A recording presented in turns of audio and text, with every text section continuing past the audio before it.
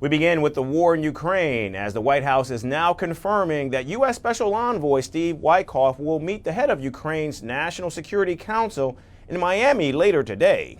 Now, it's a follow-up to his meeting with Russian President Vladimir Putin, which took place over 5 hours in Moscow on Tuesday. This meeting comes just as the Ukrainian delegation prepares to sit with American negotiators, and the message from Kyiv remains unchanged. The country's foreign minister recently said that Russia must end the bloodshed, accusing Putin of wasting the world's time. He also said the U.S. delegation had contacted Ukraine after the failed talks in Moscow.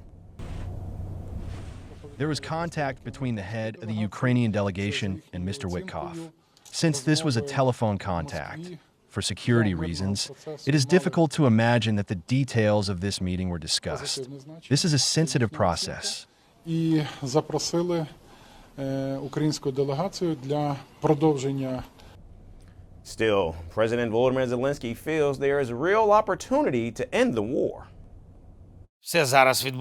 Everything is developing quite effectively right now. At the meetings in Geneva and in Florida, Ukraine was heard and listened to. And this is important. We expect it will continue this way.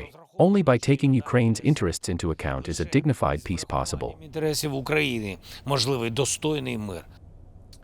And speaking from the Oval Office on Wednesday, President Donald Trump offered a cautiously optimistic assessment.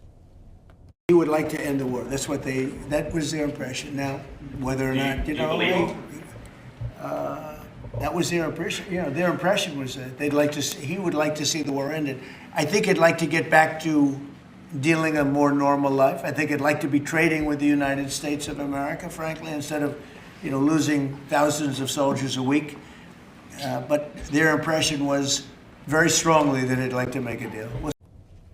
And from the Kremlin, officials said President Putin accepted some U.S. proposals and was prepared to keep working towards a compromise, but also insisted that no breakthrough had in fact been reached.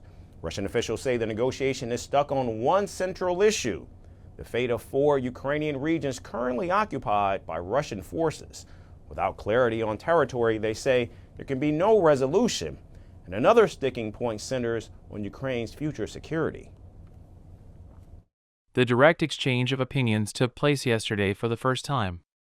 Yesterday, something was accepted, something was rejected as unacceptable. It is a normal working process in the search of compromise. Now, Kyiv and its European partners believe that even with a peace deal, Russia could still attack Ukraine once again. And the response is NATO membership for Ukraine, clearly a red line for both Moscow and the White House as well. Russia now controls more than 19% of Ukraine's land, and the Kremlin says Putin is willing to meet American envoys as many times as needed. Ironically, as dialogue with Washington grows more agreeable, the divide between Moscow and Europe is further deepening. Putin has accused European states of sabotaging diplomacy and blocking any path towards peace. He even declared this week that while he doesn't want conflict with Europe, he is in fact ready for war. We are not planning to fight Europe. I have said this 100 times. But if Europe suddenly decides to wage war against us and starts it, we are ready right now. There can be no doubt about that. The question is, if Europe starts a war with us, I believe that very quickly this is not Ukraine. With Ukraine, we act in a surgical, careful way, you understand, right? It is not war in the full modern sense of the word. If Europe chooses to start a war, the situation can very quickly reach a point where there will be no one left for us to negotiate with. Это не война в прямом современном смысле этого слова. Если Европа вдруг захочет.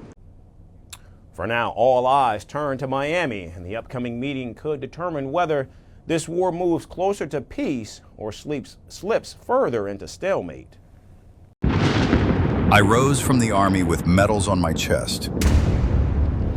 I spoke of freedom from colonial chains, but I tightened my own. I filled prisons with ghosts. Nearly 500,000 people were butchered under my rule, and I trusted only my paranoia.